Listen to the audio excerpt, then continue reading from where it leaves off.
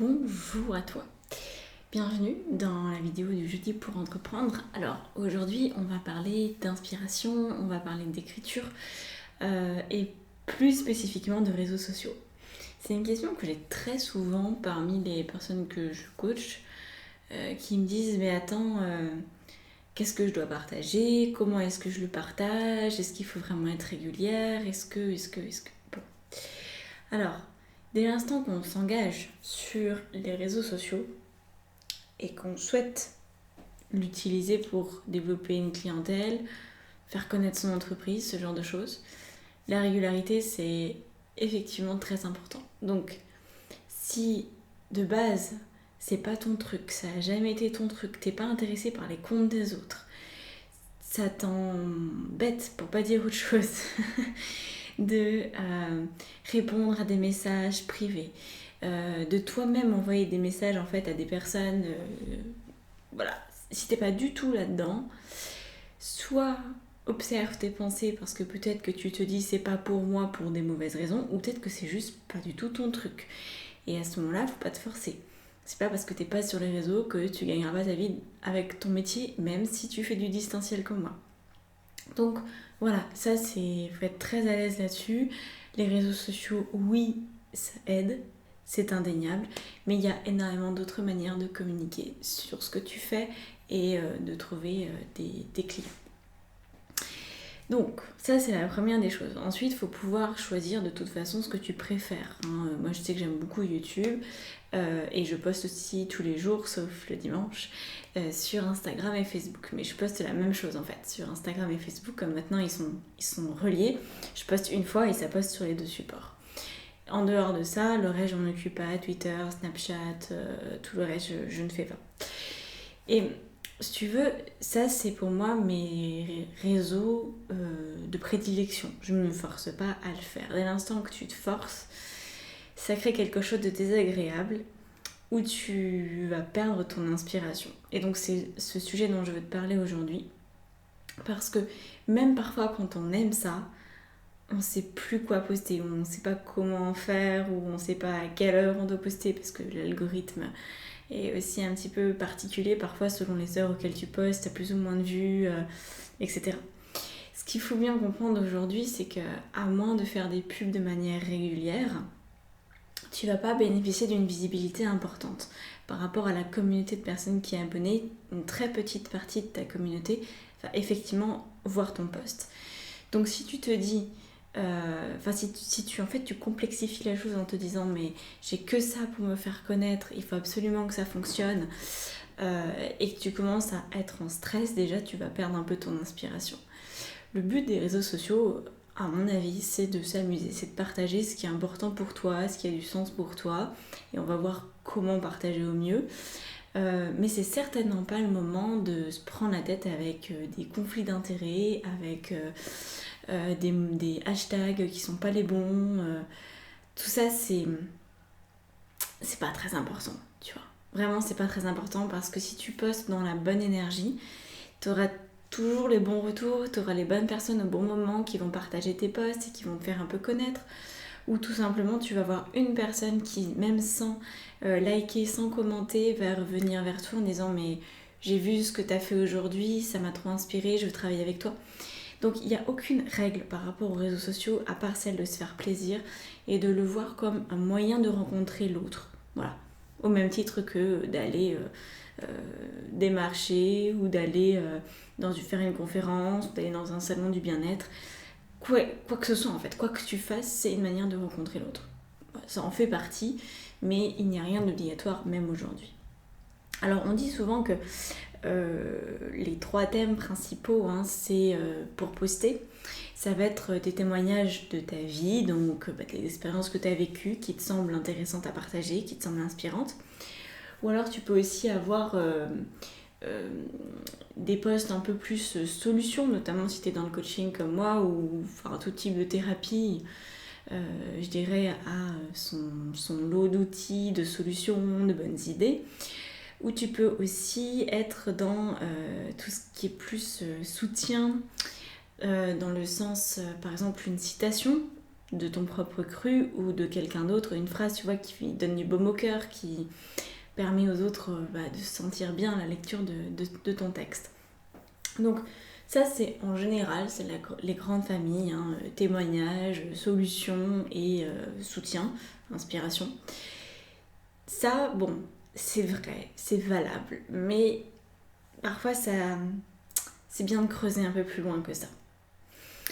Alors, ce que je voudrais te dire déjà, c'est que à aucun moment tu n'as besoin d'avoir une ligne, une charte graphique pour toi. Ça, c'est peut-être une des questions que tu te poses, c'est quelle photo j'utilise, quelle police j'utilise. C'est vraiment en fonction de toi, de ton humeur, de ton envie. Moi, je sais que je change très souvent ma manière de poster. Là, ça fait peut-être 2 mois que je poste de la même manière. C'est inédit, c'est du jamais vu. Sinon, je changeais très régulièrement. Donc voilà, c'est peut-être aussi, je change jusqu'au jour où je trouve quelque chose qui fonctionne un peu plus et du coup un peu plus dans la durée. Mais aujourd'hui, c'est plus valable d'avoir un feed, comme on dit, qui est beau, esthétique, où il y a une symétrie dans les posts. C'est peut-être valable si t'es graphiste, si t'es dans l'art, de manière générale, pourquoi pas. Mais il n'y a rien d'obligatoire. Et si t'es pas dans ces domaines-là, on s'en fout complètement. Voilà, tu fais vraiment ce que tu veux. Moi, j'ai un côté un peu psychorigide, donc si tu vas voir mon feed, tu vas voir qu'il est toujours pareil, parce que voilà, j'ai un truc avec ça. Et parce qu'en fait, ça me fait plaisir, et pour moi, c'est important que ce soit beau et que ça se ressemble, en fait. Voilà, qu'il y ait une cohérence entre les posts. Mais si de base, toi, t'es plutôt du genre à prendre une photo comme ça un peu au hasard de tes balades, de tes rencontres et la poster aussi brute de décoffrage que ça, ou au contraire que t'adores utiliser plein de filtres, mais que t'aimes bien aussi varier les formats, parfois c'est un rond, parfois c'est un carré, parfois c'est un triangle, parfois c'est juste une phrase sur fond noir, peu importe. Voilà, laisse libre cours à ton imagination, c'est ça qui est le plus important. On s'en fout de ce à quoi ça peut ressembler. Ce qui est important, c'est le fond. Alors, il y a une chose primordiale avant de continuer que je voulais te dire, c'est qu'en fait, il y a une chose qu'il faut absolument que tu te sortes de la tête, quelle que soit la manière que tu emploies pour ça. Si tu es sur les réseaux sociaux pour trouver des clients, c'est une mauvaise raison d'y être. Je sais que comme ça peut paraître étrange, mais en fait, oui, la conséquence, in fine, le résultat, si tu es toi, c'est que tu vas avoir tes clients qui vont venir à toi. Mais d'être sur les réseaux pour ça, non. Parce que ça sous-entend, et ça c'est complètement inconscient, mais c'est au niveau énergétique, et je suis sûre que tu connais des personnes comme ça. Il y a des personnes qui postent sur Insta, sur Facebook, peu importe, uniquement quand elles font un lancement de produit. Uniquement quand elles font une offre promotionnelle ou quand elles lancent un nouveau service. Et tout le reste du temps, il n'y a personne, c'est silence radio, on ne sait pas, peut-être pendant 1 mois ou 2, il n'y a plus de news. Et en fait, si tu veux, bon, d'un côté, de ne pas poster pendant 1 mois ou 2, c'est délétère au niveau de l'algorithme, mais c'est délétère aussi au niveau de la communauté. Parce qu'en fait, si tu te rends compte par exemple que tu suis quelqu'un et que la seule chose qui intéresse cette personne c'est de vendre, tu vas peut-être te sentir un peu mal à l'aise, tu vas te dire mais on peut pas interagir en fait en dehors de la vente, on peut pas juste parler, on peut pas juste apprendre à se connaître. Tu vois, ça c'est vraiment le pire que tu puisses faire à ta communauté, c'est de venir uniquement ponctuellement, ou alors, et là c'est encore pire, à chaque post de faire un appel à l'action où en fait il n'y a rien d'autre avant. C'est-à-dire par exemple tu mets une image, une phrase, peu importe, et tu dis pour, je sais pas, pour gagner en confiance en toi, pardon, je vais bouger ma caméra, rejoins-moi dans mon programme, tatata. Et tu vois, sans qu'il y ait rien avant, sans qu'il y ait aucun texte avant, sans qu'il y ait aucun témoignage, sans qu'il y ait aucun service, en fait, sans qu'il y ait aucune valeur. Si tu donnes un post sans valeur, ta communauté va se désengager. Et c'est souvent là où on se dit mais je manque d'inspiration, je ne sais pas comment créer cette fameuse valeur, je ne sais pas comment la faire transparaître. Mais ce qui est certain, c'est que si tu te dis je vais sur Insta pour avoir des clients, ou je vais même sur YouTube pour avoir des clients, et je parle que de mes produits et du tarif que ça coûte, etc., etc., tu vas rendre les gens presque mal à l'aise en fait, parce qu'ils ont aussi envie de te connaître. Voilà. Donc ça c'est important de retrouver cette inspiration. Alors, la première chose par rapport à cette inspiration, c'est de garder une ligne de conduite. Même si sur la forme, et même, enfin oui, sur la forme, tu as la possibilité de faire ce que tu veux, des photos, ce que tu veux, des vidéos, peu importe. Par contre, à l'heure d'aujourd'hui, il y a tellement de comptes pour plein de trucs dans la vie. Il suffit de suivre un hashtag, tu vas avoir, même dans le coaching, tu vois, c'est un domaine qui est devenu plus que vaste. Avant, on avait presque que des coachs de sport. Maintenant, on a des coachs de vie. Et puis, on a des coachs en nutrition. Puis, on a des coachs en... Enfin, tout ce que tu peux imaginer, en fait. Tu peux... Enfin, coach, c'est le mot fourre-tout, par exemple. Donc, si tu commences à t'éparpiller, et ça, c'est un des gros problèmes. Parfois, on a envie de parler de tout. Donc, on a envie de parler de nous, au niveau personnel. Peut-être partager des photos de la personne avec qui on vit, des enfants, de la maison qu'on a. Faut faire attention avec ça quand même, hein. C'est les réseaux, si tu veux garder ta vie privée et ton... Enfin voilà, faut bien vérifier que tout le monde est d'accord, parce qu'une fois que c'est exposé, les photos ne t'appartiennent plus, donc s'il y a des enfants, etc., faut quand même faire assez gaffe. Et puis, t'as aussi, disons, la balade du dimanche où t'as été faire un tour à cheval, bon c'était cool. Et puis, si le lundi tu recommences à parler coaching, les gens ils vont se dire, d'accord, c'est bien, elle a une vie... qui est sympa, qui a l'air sympa, elle fait du cheval le dimanche et le lundi elle reprend le travail de coach, pourquoi pas, mais veille à garder en fait quand même une ligne de conduite. Tu peux parler des chevaux régulièrement si c'est ton truc, mais tu vois, il y a quelque chose qui est parfois dérangeant, c'est que, enfin pour moi ça me dérange en tout cas, j'arrive sur un compte, c'est une nana qui est censée me parler de quelque chose, parce que dans sa bio, il y a bien marqué, voilà, moi je fais telle chose et je suis plutôt comme ci, comme ça. Et au lieu de trouver ce contenu, ce pourquoi en fait je m'abonne, je trouve autre chose. Et ça, fais vraiment attention, parce que peut-être que ça sera bingo, que tous tes abonnés seront d'accord avec les chevaux, ou peut-être pas, tu vois. Donc imagine, t'as un très bon exemple, tu es coach sportif, admettons, et en fait, au final, tu parles beaucoup d'alimentation, et tu parles par exemple beaucoup de végétarisme, alors que peut-être les personnes qui se sont inscrites à ton compte, c'était pour avoir des conseils sportifs. C'était...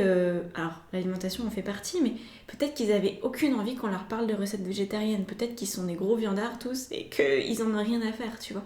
Donc, soit tu le présentes dès le départ au niveau de ta bio, que tu abordes tel type de sujet, ou alors que c'est en mode juste freestyle. Tu peux le mettre, tu peux l'indiquer, que tu partages tout ce qui te passe par la tête et que c'est ta manière d'être et que c'est très bien comme ça, c'est un feu d'artifice tous les jours.